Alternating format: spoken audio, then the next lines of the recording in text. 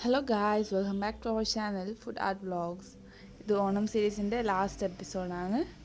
ഇന്ന് മത്തങ്ങ പായസത്തിൻ്റെ റെസിപ്പിയാണ് നമ്മൾ കാണാൻ പോകുന്നത്. സിമ്പിളായിട്ട് എങ്ങനെ മത്തങ്ങ പായസം ഉണ്ടാക്കാം നമുക്ക് നോക്കാം. അതിനായി ആദ്യം ഒരു കുക്കർ എടുത്ത് അതിലേക്ക് ഒരു 1/2 കിലോ മത്തങ്ങ ഇടാം. കുറച്ച് ഉപ്പും ചേർത്ത് കൊടുക്കാം. ഒരു 1/2 ഗ്ലാസ് വെള്ളം അത്രേ വേണ്ടി വരും. ഇതിനെ വേവിപ്പിക്കാൻ വെക്കാം. ഇത് വെന്ത് കിട്ടിയിട്ടുണ്ട്.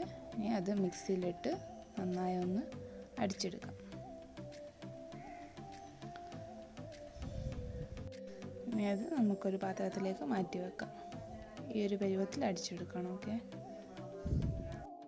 1/4 കിലോ ശർക്കര ഉരുക്കാനായി കുറച്ച് വെള്ളം ചേർത്ത് വെക്കാം.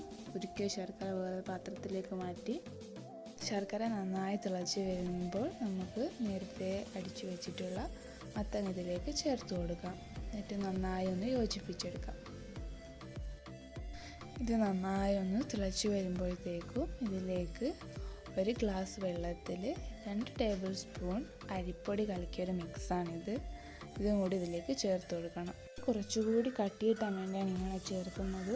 ഇതിലേക്ക് 1 കപ്പ് തേങ്ങാപ്പാൽ കൂടി ചേർക്കണം. 1-ാം പാലാണ് ആദ്യം നമ്മളിവിടെ ചേർക്കുന്നത്. ഇനി നന്നായി ഇതൊന്ന് മിക്സാക്കി എടുത്ത് ഇതിലേക്ക് ഒരു ഫ്ലേവറിന് വേണ്ടി പഞ്ചസാര ഏലക്കായും കൂടി ചേർത്തൊരു പൊടി കൂടി ഇട്ട് കൊടുക്കാം. ഏലക്കായ ഇഷ്ടമല്ലെങ്കിൽ ഇത് ഒഴിവാക്കാം. ഇത് നന്നായി ഒന്ന് കുറുകി വരുന്ന സമയത്ത് 2-ാം പാലും കൂടി ചേർക്കാം. 1/4 കപ്പ് 2-ാം പാല് മതിയാവും. ഇത് നന്നായി ഒന്ന് മിക്സാക്കി എടുക്കാം. ഇനി വേറൊരു പാത്രം എടുത്ത് ഇതിലേക്ക് 2 ടേബിൾ സ്പൂൺ പശു നെയ്യ് കൂടി ചേർത്ത് കൊടുക്കാം. ഇത് നന്നായി ഒന്ന് ഉരുകി വരുമ്പോഴത്തേക്കും ചെറിയ കഷ്ണങ്ങളായി നുറുക്കിയ തേങ്ങ കൂടി ചേർത്ത് കൊടുക്കാം. ഇത് നന്നായി ഒന്ന് വറുത്തെടുക്കാം. ഇത് ഒരു ഗോൾഡൻ കളറായിട്ടുണ്ട്. ഇതിലേക്ക് കുറച്ച് കശുവണ്ടി കൂടി ചേർക്കാം.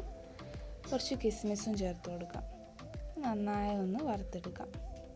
ഇവിടെ വറുത്ത് കിട്ടിയിട്ടുണ്ട്. നമുക്ക് ഇത് പായസത്തിലേക്ക് ചേർത്ത് കൊടുക്കാം. നമ്മുടെ സിമ്പിൾ ആൻഡ് ഈസി മത്തങ്ങ പായസം ഇവിടെ റെഡി ആയിട്ടുണ്ട്. എല്ലാവരും എന്തായാലും ഒന്ന് ട്രൈ ചെയ്ത് നോക്കണം. നല്ല സിമ്പിൾ റെസിപ്പിയുമാണ്, നല്ല ടേസ്റ്റുമാണ്. അപ്പോൾ എല്ലാവരും ട്രൈ ചെയ്ത് നോക്കിയിട്ട് അഭിപ്രായം കമൻറ്റ് സെക്ഷനിൽ ഇടണം. ഓക്കെ,